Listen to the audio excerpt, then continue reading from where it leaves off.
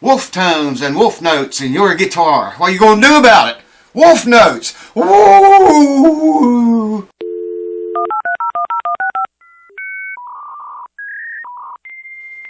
Wolf tones and wolf notes on your guitar. What are you going to do about it, man? How do you eliminate that or get rid of it? And why does it happen? This has been coming up a whole lot lately in the Facebook groups and everywhere else, man. More and more people seem to be talking about it. A wolf tone, let's look at what it is first. When you hear a wolf tone on your guitar or any stringed instrument, we're using guitar here because this is mostly a guitar channel. When you hear that, you hear a wolf tone, it's an unwanted tone, man. You don't want to hear it. It's usually louder than the notes around it. What it is the resonance of a frequency corresponding with the resonance of your top of your guitar, or the body of it, or the wood, or the neck. For instance, if you hit an A note on the top of your guitar, we know expensive acoustic guitars, a lot of them, they tap tune the top, the wood, to make it resonate best around, say, A440 or whatever key the guitar is being built to play in. You know what I mean? Generally speaking, they build them around A440 tap tuning the top of the guitar. Okay, so sometimes when you hit a note, an A note on a guitar like that, just using this as a general reference, it can happen in many other ways, which I'll kind of touch on. I'll say, like I say, I'm going to keep this as short as possible. Okay, your top is tap tuned to A440 standard tuning, okay, and you hit an A note on that guitar. If that A note you're hitting is not exactly the same frequency the guitar is, built to produce, if it's off just a wee little bit, you're going to hear a strange wolf note in there that you don't want. And it's usually, like I say, it's louder than all the notes around it. And it's, well, here's another way I can explain it to you. You electric guitar players will maybe can follow me here. Let's take an electric guitar, okay, tuned in standard A440 pitch. On the high E string, come down to the 12th fret and note that, and you got a high E note there, okay? On your B string, your second string, note it on the, the 15th fret, I think, and bend the second string up until it matches that E note that you're holding on the 12th fret of the first string. Bend it up to where those two frequencies match. Now, right before they match, you hear this in and out of phase going on. That's the same thing as a wolf note. Or if you bend that second string up to the E, where they're perfectly even, and then bend it a little bit more, you're going to hear that phasing, in and out of phase crap going on. Alright? That's the easiest way I can think of to explain a wolf note. That's what's happening on acoustic guitars. When you hear a wolf note on there,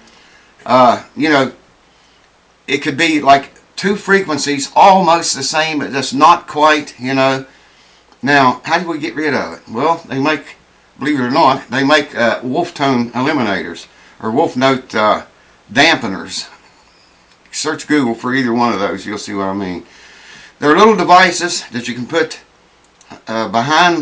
between the bridge and saddle and your tailpiece on instruments that have string there. And not all of them do, like most acoustic, well, not most. A lot of acoustic guitars with bridge pins, the string just comes right up and over the saddle. I'm talking about these, say like archtop guitars that have a tailpiece and a floating bridge or saddle, and you have maybe that much string between the tailpiece and the bridge, okay? Sometimes those open strings can cause wolf notes to happen when you're playing and hit certain notes. Now, talking about this A note and A top tune or E note, it's not always an A or E. It can be any note on the scale. It can be anything. It depends on how your instrument was built, if it was tuned or not tuned, to play at a certain frequency or whatever.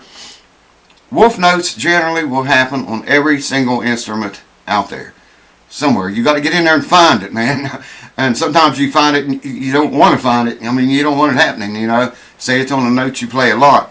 Anyways, these little devices you can get, dampeners or eliminators, put them on between your tailpiece and a bridge or saddle, whatever your instrument's got. Put those on, figure out which string you need to do it on. Maybe on all of them wouldn't hurt. Also, above the nut, the string from the nut to the pegs on the peg head.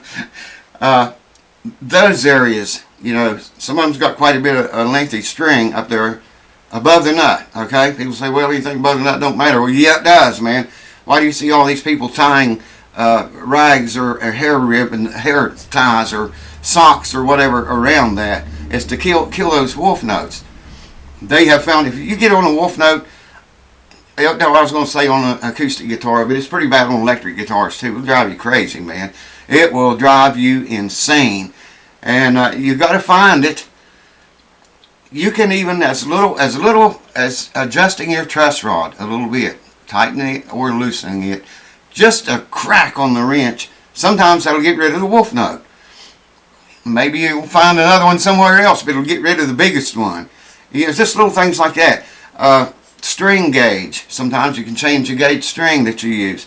Sometimes, whatever string the wolf note is occurring on, you can just change the gauge of that one string, and problem solved. Generally, there'll be another one somewhere, but it, you know, maybe not be as pronounced as the one you just fixed.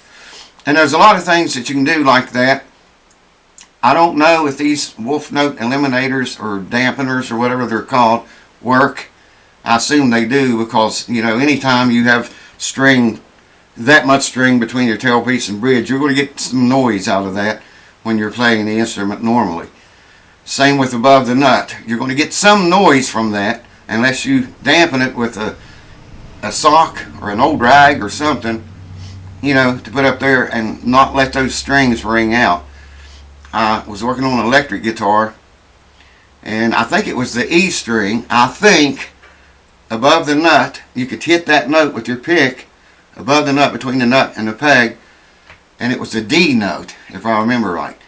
And every time I would hit a D note, any D on the fretboard, you would hear this awful sound, man. I thought it was, you know, like string buzz is what I thought it was when I first heard it.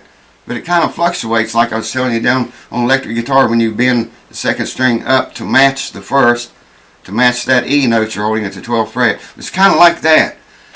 Every D note, but the lower D notes, like on the wound strings, I could hear that even more. Finally figured it out. It was the first string, I think. This has been some time ago. But it was the first string, I think,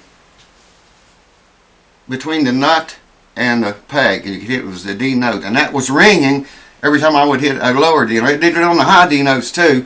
It wasn't nearly as bad or as loud, but through an amp, man, it'd drive you crazy, you know. Especially if you have, you know, any kind of drive or gain or distortion. I'm hearing all kinds of stuff go on around me here. Q-Ball's here with me somewhere, and I hope that's her, because me and her's the only one here. Got a big snowstorm on outside. Hope you guys survived the blizzard. Well, by the time you see this, it'll probably be all melted off in summertime again. Lily's that you making all that noise? You want to make your YouTube videos? Anyways, folks, I hope this helps you with your wolf notes. This is just barely touching on the problem. You know, you can get really deep into this. I'm not going to get that deep into it. I just thought I'd throw this out there. If you find a wolf note on your guitar, if you want to hear what a wolf note sounds like, take an electric guitar, crank the gain up on it. That's what I was going to say. The more gain you have on it, the more you can hear that. Note to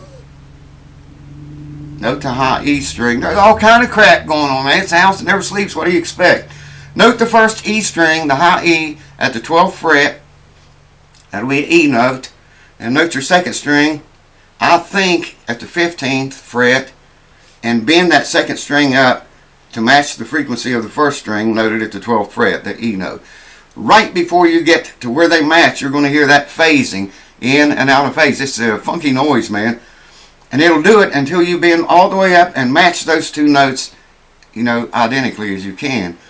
And like I say, if you go past that, bend it more, you're going to hear that again. You can do it on the second string at the 12th fret, and the third one at the, 14th fret. Bend the third one up to match the second one. You'll hear that right before the two frequencies match. You're going to hear that noise I'm talking about. It's like in and out of phase, and depending on how close you get to the frequency, it speeds up or slows down. I haven't been playing much guitar. It's hard for me to remember all this, but I'm telling you, experiment with it. You'll see what I'm talking about. That, my friend, is the same equivalent to a wolf note say on an acoustic guitar, when you hit a note that's got a wolf in it, for lack of better words, that phasing in and out, unless it matches exactly the resonance of the body or the neck or whatever it is. And like I say, change gauge of one string, change gauge all your strings, try adjusting your truss rod just a wee crack one way or the other. Sometimes that'll get rid of the wolf note. Dampen it between the saddle and the tailpiece if you have that kind of setup, or between the nut and the peg on the peg head. If you have that kind of setup, you know, if you have a wolf note that's bothering you that bad.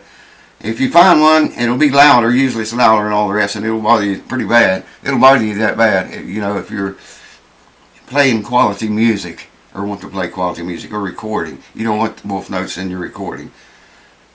Cheers and peace to y'all. Hope you didn't get snowed in. I love you guys, and I hope this helps, and I'll see you on a video on a channel near you soon. Stay tuned. I'm going to put a link in the description down here. Maybe a couple of them, but one of them for sure, of a guy I found on YouTube that talks about wolf notes. He's actually, I think he's playing a cello or maybe a double bass. Anyways, he really explains it well, and he demonstrates a wolf eliminator or a dampener or whatever you want to call it. It's a good, he's spot on, man. I wouldn't link you guys to this if I didn't think he was spot on. He's dead on the money talking about, you know, how to get rid of it on a cello. I think that's what he was playing. I have to watch the video again. But he really explains it well. So click the link, check it out. It's the same thing with guitars, man. There's such little minute things you can do to get rid of those wolf notes. And there's so many of them. And that's why I say I'm just touching on it here. You can get really deep into this, you know, if you want to. I chose not to on this particular video. Anyway, check the links out, or link, whatever I put there. It's going to be good. It's going to, well, probably won't be too good. It might be alright. Lick it and see.